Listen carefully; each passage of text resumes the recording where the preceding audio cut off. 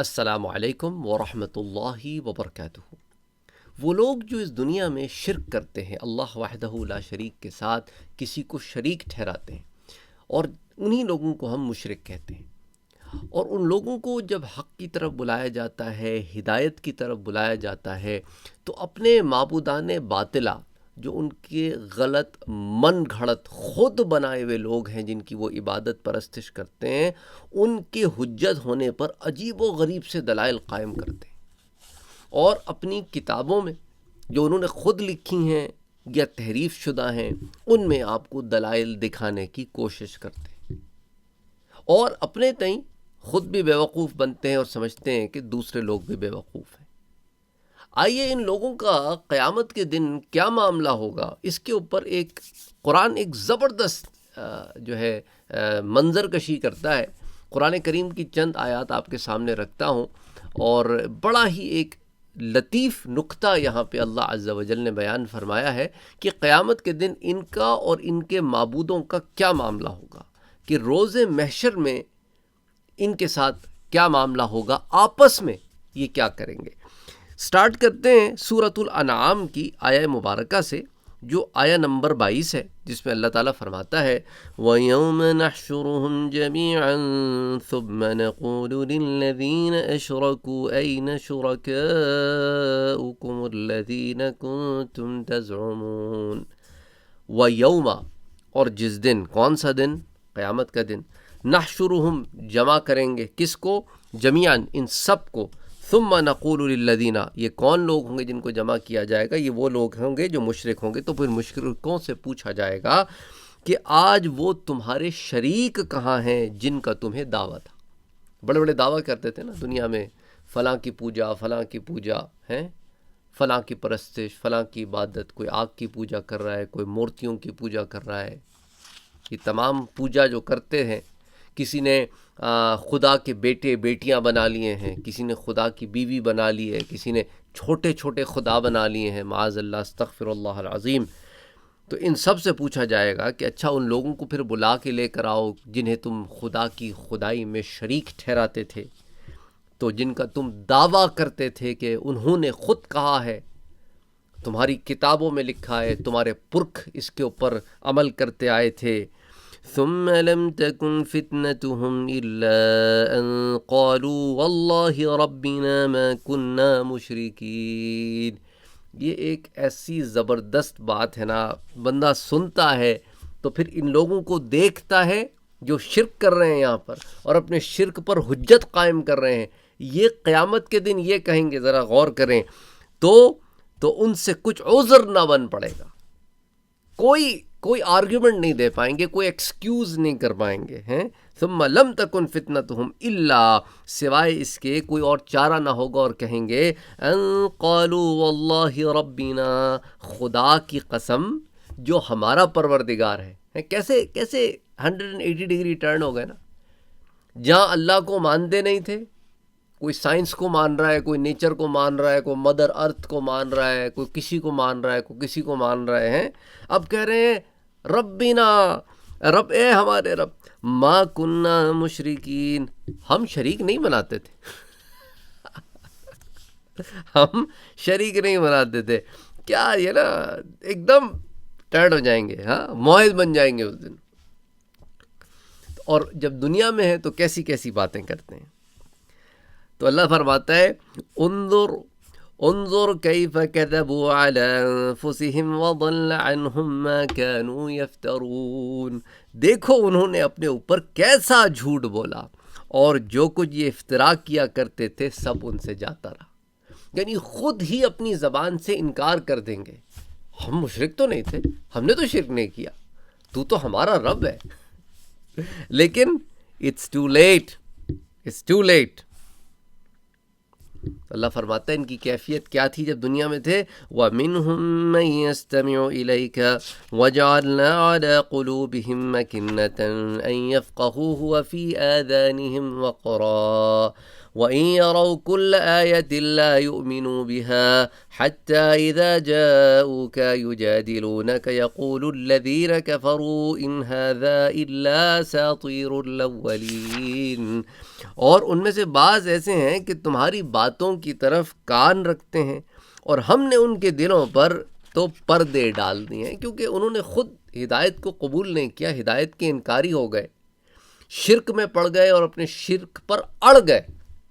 تو بس ٹھیک ہے، اللہ پھر بے نیاز ہے، تو ان کو ان کے دلوں پر پردے ڈال دیے کہ ان کو نہ سمجھ آتی ہے، اور ان کے کانوں میں ثقل پیدا کر دیے کہ وہ اب سن بھی نہیں پاتے ہدایت کی بات، اور ان کے دل بھی مردہ ہو گئے، اور اگر یہ تمام نشانیاں بھی دیکھ لیں تب بھی تم پر ایمان نہ لائیں، کیونکہ اللہ تعالیٰ اپنے علم سے جانتا ہے کہ یہ کس مقام پر پہنچ چکے ہیں۔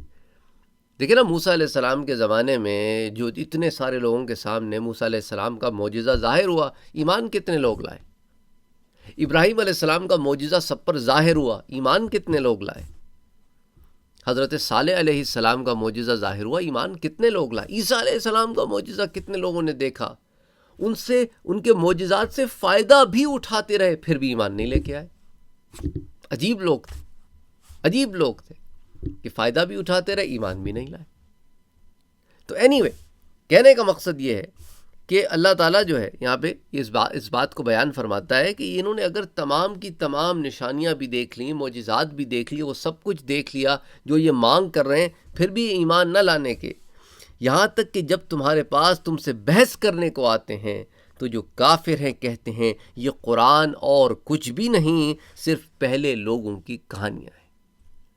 یہی ان کو سمجھ میں آتی ہے بات، انہیں ہی سمجھ میں آتا ہے کہ یہ قصے جو قرآن میں قصص الانبیاء بیان کیے گئے ہیں، گزرے لوگوں کی قصے بیان کیے گئے ہیں، یہ انہیں کہانیاں گردانتے ہیں، حالانکہ یہ ان کی ہدایت کے لیے بیان کیے گئے ہیں، انہیں نذیر دینے کے لیے بیان کیے گئے ہیں، انہیں ڈر سنانے کے لیے بیان کیے گئے ہیں کہ کہیں ایسا نہ ہو کہ تمہارے ساتھ بھی یہ معاملہ ہو جائے۔ اچھا، اب بات کر رہے تھے ہم ان مشرکوں کی، اب آ جائیں سورہ یونس میں۔ سورہ یونس میں نا ایک اور بڑا پیارا نقطہ یہاں پر اللہ تعالیٰ بیان فرماتا ہے، اسی کنٹینویشن کو سامنے رکھتے ہوئے اس بات کو ذہن میں رکھیے گا کہ جب ان سے کہا جائے گا کہ بلاؤ ان کو جن کو تم اللہ کے ساتھ شریک ٹھہراتے تھے، تو اپنے شرک سے انکاری ہو جائیں گے۔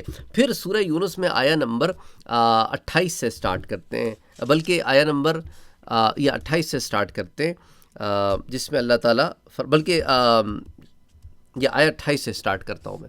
وَيَوْمَ نَحْشُرُهُمْ جَمِيعًا ثُمَّ نَقُولُ لِلَّذِينَ أَشْرَكُوا مَكَانَكُمْ أَنْتُمْ وَشُرَكَاؤُكُمْ فَزَيَّلْنَا بَيْنَهُمْ وَقَالَ شُرَكَاؤُهُمْ مَا كُنْتُمْ إِيَّانَا تَعْبُدُونَ وَيَوْمَ نَحْشُرُهُمْ جَمِيعًا، تو قیامت کے دن ان سب کو جمع کیا جائے گا، ان سب کو اللہ تعالیٰ جمع فرمائے گا۔ ثُمَّ نَقُولُ لِلَّذِينَ أَشْرَكُوا، اور ان لوگوں سے جنہوں نے شرک کیا ان سے اب کلام فرمائے گا، ان سے کہے گا کہ ثم للذین اشرکوا مکانکم انتم وشرکاؤکم، تو پھر مشرکوں سے کہے گا کہ تم اور تمہارے شریک اپنی اپنی جگہ ٹھہرے رہو۔ فزیلنا بینہم، اور تو ہم ان کے درمیان، یعنی اللہ عز و جل ان کے درمیان یوں تفرقہ پیدا فرما دے گا کہ اب دونوں پھنس گئے نا، جو شرک کرتے تھے اب وہ بھی پھنس گئے، جیسا کہ آپ نے پہلے دیکھا کہ انہوں نے کہا نہیں ہم تو شرک نہیں کرتے تھے، اور آگے وہ بھی کھڑے ہیں جن کو وہ پوچھتے تھے، دونوں کھڑے ہوئے، ٹھیک ہے، اور وہ ان کو پجواتے بھی تھے کہ ہماری پرستش کرو، ہیں ہمیں بھگوان مانو، ہمیں کوئی اوتار مانو، اور تمہیں یہ مانو وہ مانو، ہم مرنے کے بعد جو ہے وہ بھگوان بن جائیں گے، استغفر اللہ العظیم، ایسے عجیب و غریب سے مفروضات۔ تو یہ ان کے درمیان اب تفرقہ کیسے ڈالا جائے گا؟ وَقَالَ شُرَكَاؤُهُمْ مَا كُنْتُمْ إِيَّانَا تَعْبُدُونَ، اور ان کے شریک ان سے کہیں گے کہ تم ہم کو تو نہیں پوجا کرتے تھے، تم ہم کو تو نہیں پوجا کرتے تھے۔ فَكَفَى بِاللَّهِ شَهِيدًا بَيْنَنَا وَبَيْنَكُمْ، ہمارے اور تمہارے درمیان خدا ہی گواہ کافی ہے۔ إِن كُنَّا عَنْ عِبَادَتِكُمْ لَغَافِلِينَ، ہم تمہاری پرستش سے بالکل بے خبر تھے، ہمیں تو کوئی خبر نہ تھی کہ تم ہماری عبادت کرتے تھے۔ ادھر وہ انکاری ہو جائیں گے کہ ہم مشرک تھے، ادھر یہ انکاری ہو جائیں گے کہ ہمیں خبر ہی کوئی نہیں تھی. سب اس دن اپنا دامن بچانے میں لگے ہوئے ہوں گے کہ کہیں میں نہ پکڑا جاؤں، کہیں میں نہ پھنس جاؤں. تو ہنالک تبلو کل نفس ما اسلفت وردوا الى اللہ مولاہم الحق وضل عنہم ما كانوا یفترون. وہاں ہر شخص اپنے عمل کی جو اس نے آگے بھیجے ہوں گے آزمائش کر لے گا، یعنی کہ دیکھ لے گا کہ میں نے کیا آگے بھیجا ہے. اس دن یہ ساری باتیں بے بنیاد ہوں گی. ردوا الى اللہ مولاہم الحق وضل عنہم ما كانوا یفترون. اور وہ اپنے سچے مالک کی طرف لوٹائے جائیں گے. ردوا الى اللہ، اللہ کی طرف لوٹائے جائیں گے. مولاہم، جو ان کا حق، مولاہم الحق، جو ان کا صحیح معنوں میں مولا ہے، مالک ہے. وضل عنہم ما كانوا یفترون، اور جو کچھ وہ بہتان باندھا کرتے تھے سب ان سے جاتا رہے گا. یعنی اللہ تعالیٰ کے اوپر جھوٹ منسوب کرتے تھے نا کہ اللہ تعالیٰ نے انہیں یہ مقام دیا ہے اسی لیے ہم ان کی عبادت کرتے ہیں فلانا. تو یہاں وہاں پر اللہ تعالیٰ نے اس بات کو بیان فرمایا. تو بہرحال کہنے کا مقصد یہ ہے کہ ان کی حسرتیں ہوں گی اور سوائے حسرتوں کے کچھ نہیں ہوگا. اور جو یہ کلیمز کرتے تھے اپنے ہی کلیم سے دونوں پارٹیز جو ہے وہ وڈرا کر جائیں گے. وہ جو عبادت کرانے کا کہتے تھے وہ بھی وڈرا کر جائیں گے، اور جو عبادت کرتے تھے وہ بھی وڈرا کر جائیں گے. اچھا، جہاں تک ایک اور نقطہ سمجھا دوں. لوگ کہیں گے کہ بھائی بعض غیر مسلم ٹھٹے میں یہ کہتے ہیں کہ بھائی لوگ تو پھر اللہ کے انبیاء کی بھی عبادت کرتے ہیں. عیسیٰ علیہ السلام کو بھی انہوں نے اللہ کا بیٹا بنا کے اللہ کے نبی کی عبادت شروع کر دی. تو کیا اگر اللہ تعالیٰ جو ہے دونوں پارٹیز کو جہنم میں ڈال دے گا تو کیا اپنے نبی کو بھی ڈال دے گا؟ وہ بات سمجھے نہیں. اللہ تعالیٰ ان لوگوں کو جہنم میں ڈالے گا جو شرک کرتے اور شرک کرواتے تھے. عیسیٰ علیہ السلام نے وحدت بیان فرمائی ہے، اللہ کی عبادت کا حکم دیا ہے، اپنی عبادت کا نہیں کہا. یہ تو لوگوں نے خود بعد میں گھڑ لیا، تو جنہوں نے گھڑ لیا وہ جہنم میں جائیں گے. عیسیٰ علیہ السلام نے تو ایسا حکم نہیں دیا. اور قرآن کریم میں اس بات کی صراحت بھی موجود ہے، دلیل کے ساتھ موجود ہے کہ عیسیٰ علیہ السلام کیا فرمائیں گے قیامت کے دن کہ میرے باری تعالیٰ میں نے تو ان کو ایسا کوئی حکم نہیں دیا تھا کہ مجھے اور میری ماں کو کی پوجا کریں، عبادت کریں.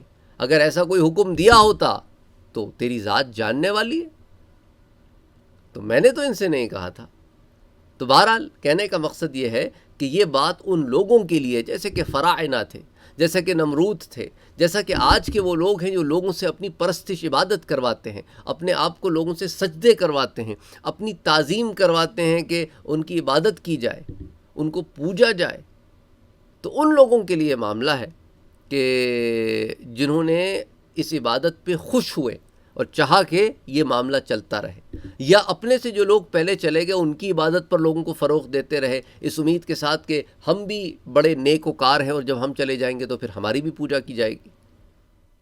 تو ان تمام معاملات کو لے کر بڑی ایک زبردست کانورسیشن ان دو صورتوں کے درمیان موجود ہے. آئی نو اس قرآن کریم کی آیات کا حق ہم ادا نہیں کر سکتے، ان کو صحیح معنوں میں پیش کرنا یہ ہمارے بس کی بات نہیں ہے. ہم عاجز بندے ہیں. امید کرتا ہوں کہ ان آیات کو اس طرح میں پیش کر پایا ہوں جو ان کا اصل مقصد اور محور تھا. اللہ عز و جل بہتر جانتا ہے. بہرحال مجھے ان آیات کے کمبینیشن میں ایک زبردست نقطہ نظر آیا تو میں نے کہا آپ کے سامنے رکھوں. امید کرتا ہوں کہ صحیح طرح سے رکھ پایا ہوں گا. السلام علیکم ورحمۃ اللہ وبرکاتہ.